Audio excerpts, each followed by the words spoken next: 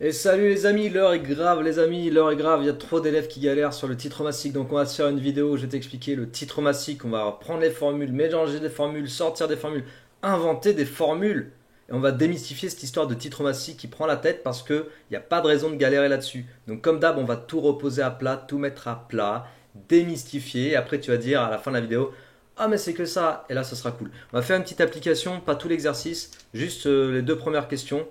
Juste les deux premières questions où on a besoin du titre massique qui est donné dans l'énoncé. Déjà ça. Je ne vais pas faire l'exo en entier parce que déjà c'est du titrage. Je ne vais pas le faire pour cette vidéo. Si l'exo t'intéresse, écris-le moi en commentaire. Peut-être que je le ferai pour la partie titrage PH métrique, mais donc je le mettrai dans la bonne playlist. Donc voilà, n'hésite pas à dire en commentaire si ça t'intéresse. Et puis avant de démarrer cet exo, on va déjà expliquer des choses sur le titre massique. Alors bien sûr, comme d'hab, si cette vidéo te plaît, si tu trouves que c'est plutôt cool de parler du titre massique et que c'est bien expliqué, patati patata, bah partage, diffuse autour de toi, abonne-toi à cette chaîne si t'es toujours pas abonné. Et sérieux les gars, sur la chaîne, 70% de l'audience est faite par les non-abonnés. 70%, 30%, t'imagines l'écart? Et si on le réduisait 50-50, ce serait cool, non? Donc si t'es toujours pas abonné, tu cliques en bas à droite, tu t'abonnes, c'est cool. Comme ça, tu participes à faire connaître mon travail. Tu diffuses autour de toi un petit peu ce que je fais sur YouTube. Et puis, je pense que cette vidéo, elle est cool en fait. Elle va servir à beaucoup de monde. Donc, en plus de ça, c'est utile. C'est utile. Allez, let's go. Titre massique. Le titre massique, on va le définir comme étant égal à la masse d'un soluté sur la masse d'une solution. Alors là, je suis en train de te parler du titre massique quand on considère un soluté en dissolution dans un solvant. Ok, on est d'accord. Après, si tu t'intéresses au titre massique ou au pourcentage massique d'une espèce dans un solide, par exemple, je sais pas moi, pour la vitamine C, pour un comprimé, ça va être l'acide ascorbique, ok, la masse d'acide ascorbique sur la masse du comprimé. Ça aussi, c'est un pourcentage massique. Donc c'est un peu le même principe, d'accord? Mais ce qui pose problème, c'est le titre massique quand on parle des solutés dans les solutions. Donc nous, on va parler de ça dans cette vidéo-là. Titre massique, masse solutée sur masse solution. Déjà, première chose, c'est une formule. Et en fait, ça vient de quoi? C'est juste une histoire de pourcentage. Si je devais te montrer avec des tableaux de proportionnalité comme on fait un petit peu au collège en fait. Imagine que tu as une certaine masse M de soluté pour une certaine masse M de solution et qu'on se posait la question, ok, quelle serait la masse de soluté, point d'interrogation, si on considérait une masse de solution de 100 grammes. On va parler d'une masse de 100 grammes. Bon bah c'est quoi? C'est juste une proportionnalité en fait. Pour trouver le point d'interrogation, tu ferais masse de soluté fois 100 divisé par masse de solution. Ok? Masse soluté divisé par masse solution fois 100. Bon bah voilà, le titre massique, tu l'as là, hein, le titre massique. Après, quand tu as le titre massique, par exemple 0,22, imagine qu'on nous dise que c'est 22, enfin 0,22 la valeur du titre massique. Ça veut dire que pour 100 grammes de solution, tu as 22 grammes, 0,22 fois 100, ça fait 22, 22 grammes de soluté. Point. C'est juste un rapport de proportion. Bon, je vais te laisser ça dans un coin, je vais pas l'effacer. Parce que des fois, certains n'arrivent pas à voir que plein de formules de chimie sont connectées en fait à de la proportionnalité. Mais c'est juste de la proportionnalité, c'est du produit en croix en fait. Maintenant qu'on a dit ça, on va exprimer masse de soluté et puis masse de solution. La masse de soluté, tu peux la définir comme étant égale à la quantité de matière de soluté multipliée par la masse molaire du soluté. La masse de solution, alors la masse de solution, là il faut faire sortir de la masse volumique. Tu sais, masse volumique c'est M sur V, ρ égale M sur V. Donc la masse d'une solution c'est ρ fois V. Donc je veux dire que c'est ρ solution fois V solution. Je peux rajouter un truc ici. Je peux te rajouter une petite information, c'est que c'est avec les histoires de densité, parce que dans certains exos, on va avoir à manipuler la densité de la solution. On peut te donner la masse volumique ou on peut te donner aussi la densité. Et comme certains élèves bug sur la densité, on en reparle rapidement ici, je pense que c'est l'occasion. La densité d'une solution, c'est la masse volumique de la solution sur la masse volumique de l'eau.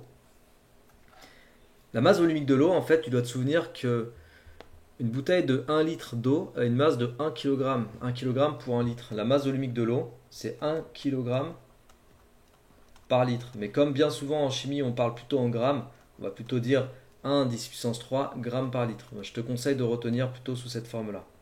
D'accord?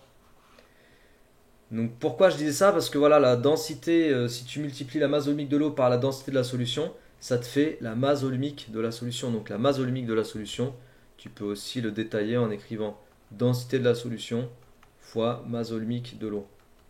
Voilà, donc après dans un exo, tu peux travailler avec cette formule ou cette formule, suivant qu'on te donne la masse volumique ou la densité, après c'est à toi de t'organiser. Ouais. Alors maintenant que ça c'est fait, on va s'amuser. On va s'amuser à quoi? Ouais, on peut s'amuser en physique-chimie, bien sûr. Parce que c'est amusant de comprendre. C'est amusant de comprendre, non? Je vais réinjecter masse solutée, donc cette formule-là, au numérateur, et je vais injecter l'expression de la masse de la solution au dénominateur. On va voir ce que ça donne. Ouais, je vais faire ça là.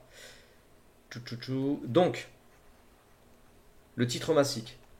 Masse solutée, je remplace ça par N solutée fois grand M. Masse solution, je remplace ça par ρ solution fois grand V.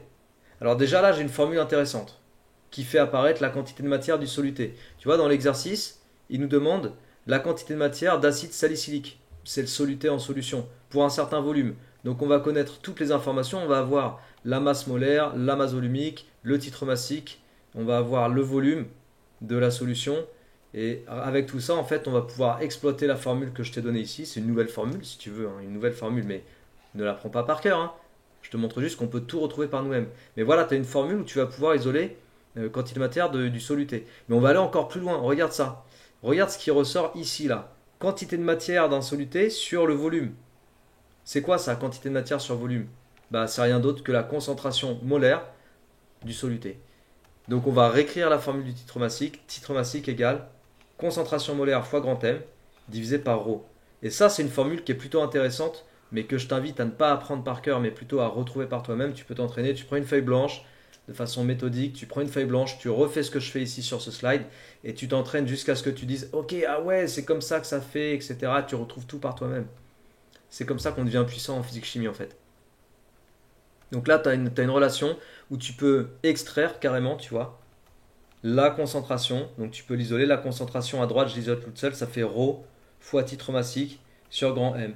Donc imagine un exercice où je te donnerai le titre massique, la masse volumique de la solution et la masse molaire du soluté. Tu es en mesure de retrouver la concentration molaire du soluté. C'est pas mal, non? Juste en jouant avec les formules. Voilà. Donc maintenant, on va utiliser tout ça. Je t'ai fait en fait ce slide pour te montrer qu'il n'y a rien de compliqué ou de sorcier dans l'histoire. C'est juste qu'il faut que tu prennes le temps de partir de rien, comme j'ai fait, je suis parti de rien. J'ai pris la formule du titre massique. Après, j'ai détaillé un peu les formules pour le soluté et la solution, en faisant apparaître ρ, en faisant apparaître ρ, V, la quantité de matière, la masse molaire. On mélange tout ça, on fait une belle tambouille, et ça sort des belles formules. Mais tu dois t'entraîner à le faire. Si tu t'entraînes à le faire, tu vas réussir. Si tu t'entraînes jamais, mais que tu te contentes de lire et d'apprendre par cœur, c'est plus compliqué, parce que tu fais pas par toi-même. Il faut faire par toi-même. Moi, je dis toujours ça à tous les élèves que j'accompagne, il faut faire par soi-même. À un moment donné, tu es obligé d'y passer. Tu prends une feuille, un stylo, ton cerveau, t'écris, tu cherches tout seul et tu refais tout seul. D'accord? Donc, on va utiliser ce que je viens de te dire pour aller essayer de résoudre. Donc, question 1, 1, 1, 2. Comme je t'ai dit, on ne fera pas l'exo complet. Si ça t'intéresse, tu me dis en commentaire et puis je verrai. Nous, on va juste faire question 1, 1, 1, 2. Donc, on a quoi? On nous parle de l'acide salicylique dans le synthol. On nous dit que pour ça, tu as 100 grammes que 100 grammes de solution contiennent 0,0105 g d'acide salicylique. Donc l'acide salicylique, c'est le soluté. Acide sali, parce que j'ai pas envie de tout écrire. Ça, c'est le soluté. Et donc l'information que tu as ici, ça traduit le titre massique. Le titre massique, masse solutée sur masse solution. On te dit pour une masse solution de 100 grammes, tu as 0,0105 g de soluté. Donc 0,005. Autrement dit, ça fait du 10-4 ça ou... Attends, je prends la calculatrice pour être sûr de ne pas dire de bêtises. 0,0105, ça y est, j'écris n'importe quoi déjà. 0,005 sur 100. Écriture scientifique, 1,05 10-4, ouais. 1,05 10-4, ok? Après, si tu veux le repasser en pourcentage, tu fais x 100, donc ça fera 1,05 10-2% d'acide salicylique. D'accord? Donc là, j'ai le titre massique, mais qui est exprimé simplement quoi, comme le rapport des deux masses. Ok? On nous dit, on a un volume VA de synthol, donc ça c'est le volume de solution. Donc VA, c'est le volume de solution. Et c'est 100,0 millilitres. On a la masse volumique de la solution qui est donnée ici en grammes par millilitre, donc 0,950. Ah ouais, tiens, je vais te parler des unités aussi, pour faire un petit rappel d'analyse dimensionnelle. Ah, ça fait longtemps que je t'en avais pas parlé de l'analyse dimensionnelle. C'était juste dans ma dernière vidéo. Ouais, j'en parle tout le temps, c'est juste pour ça que je dis ça. J'en parle tout le temps parce que je sais que c'est tellement puissant comme outil. Masse volumique, qu'est-ce qu'on a d'autre? Oui, la masse molaire du soluté, donc 138 grammes par mol. Masse molaire, 138 grammes par mol. Et donc, je ne vais pas te redémontrer ce qu'on a fait sur la page de tout à l'heure, mais en gros, on te demande la quantité de matière. Je vais utiliser, moi, cette relation-là. Donc, titre massique égale quantité de matière fois grand M sur ρ fois V. Je réutilise, hein, ça ne veut pas dire que je te conseille de l'utiliser tel quel. Ça veut juste dire que comme j'ai déjà fait la démo en repartant de M soluté sur M solution, je repars de ce résultat. Mais moi, je te conseille toujours de repartir de M soluté sur M solution. D'accord? Rho fois V, pardon. Ok, je vais entourer ce que je cherche. On me demande, question 1, calculer la quantité de matière pour un volume VA. Donc là, c'est VA ici. Je connais T, je connais ρ, je connais VA, je connais M, et je cherche N soluté. J'ai juste à l'isoler, c'est tout. J'ai juste à l'isoler. Donc N soluté, tout ce qui est au numérateur, ça va se retrouver au dénominateur de l'autre côté. Donc grand M, je divise par grand M à droite, donc je divise par grand M à gauche. Et tout ce qui est au dénominateur à droite, tu vois, je vais multiplier à droite par ρ fois VA pour dégager ce qui est au dénominateur. Et ça va se retrouver au numérateur à gauche. Donc j'ai ρ, VA, fois T, le titre massique. Attention, ça n'a rien à voir avec le temps. On n'est pas en méca ici. Sur grand M. Voilà. Application numérique. Alors, pour l'application numérique, analyse dimensionnelle. Si tu fais pas ça, tu as toutes les chances de dire des bêtises et de mal conclure. Le titre massique, c'est 100 unités. La masse volumique, on nous l'a donné en grammes par millilitre. Le volume, on te l'a donné en millilitres. Si tu le laisses en millilitres, tu vois, millilitre moins 1 fois millilitre, ça fait du 100 unités. Ça va simplifier. Il va te rester des grammes au numérateur. Et au dénominateur, une masse molaire, c'est comme d'habitude en grammes par mol. Et les grammes vont se simplifier. Il va te rester l'inverse de mol moins 1, et donc ça va te donner des mols. Donc c'est bien, parce que tu récupères des mols. D'accord? Donc, application numérique, j'ai à changer aucune unité. Et je peux dire que la quantité de matière d'acide salicylique, ça fait 0,950, je ne modifie pas, multiplié par 100,0, je ne modifie pas, multiplié par 1,05 10-4, je l'avais calculé tout à l'heure, le titre massique, sur 138. Alors 0,950, parce que je ne vais pas faire ça de tête, fois 100, fois 1,05 10-4 sur 138. Ce qui nous donne environ... Alors combien de chiffres significatifs? 3 chiffres. Parce que là, tu as 3 chiffres, 4 chiffres, 3 chiffres, 3 chiffres, donc 3 chiffres. 7,23 fois 10 puissance moins 5 mol. Ok. Ouais, c'est ça. Et donc après, dans la question suivante, on te demande d'aller chercher la concentration de l'acide salicylique. Donc tu as le volume, et tu viens d'établir que la quantité de matière, c'est 7,23 10 puissance moins 5. Donc tu fais quantité de matière sur volume. Et là, par contre, si tu veux récupérer une concentration en mol par litre, là, tu as des mols.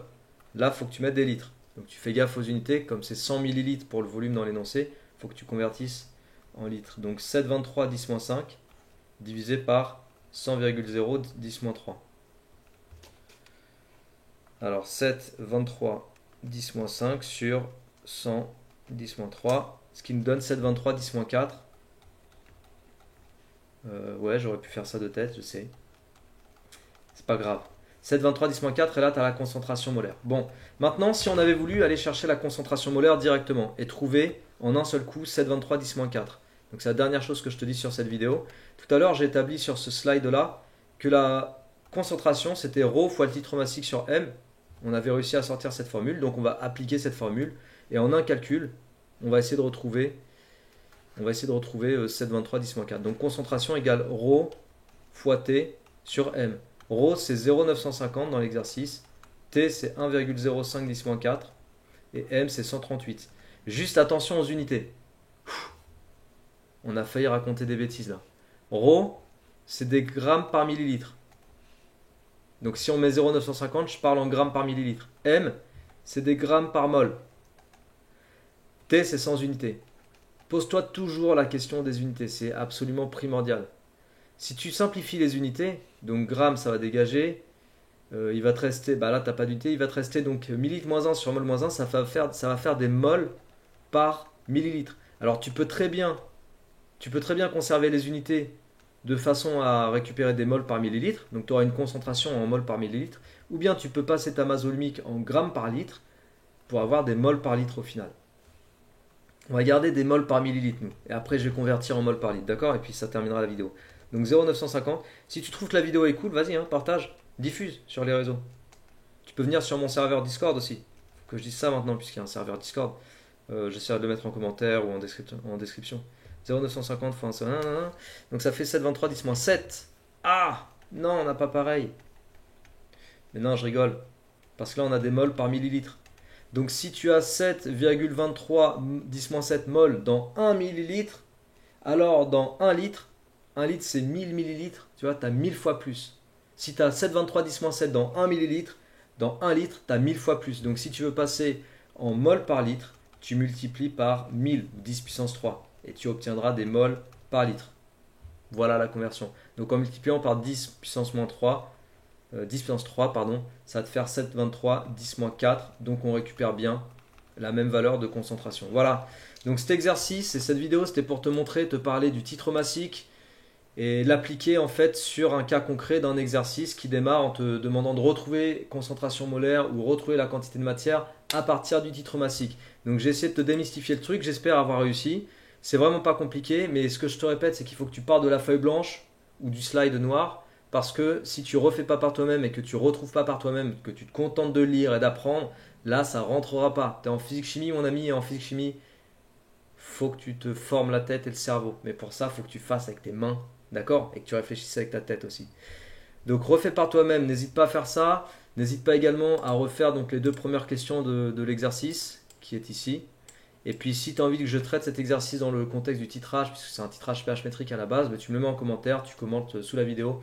Et j'essaierai de mettre la vidéo sur ça dans quelques temps. Ok? Voilà, sur ce, bah écoute, motive-toi bien, partage, diffuse encore une fois, abonne-toi à cette chaîne, travaille bien et je te dis à très bientôt. Ciao!